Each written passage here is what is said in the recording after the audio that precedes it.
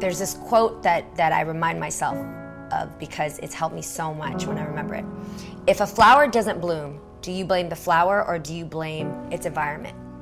Right? So imagine like if this plant didn't bloom, are you going to like blame the plant and check the plant, or are you going to check the soil? Are you going to check the light? Are you going to check the air around it, the humidity? Because that's the reason why the plant grows, right? So we are that flower, right? But if we're not growing or we're not sprouting or blooming the right way, what is your environment? Who are you talking to? What Instagrams are you scrolling? What things are you filled with in your feed? What's your mind constantly talking about?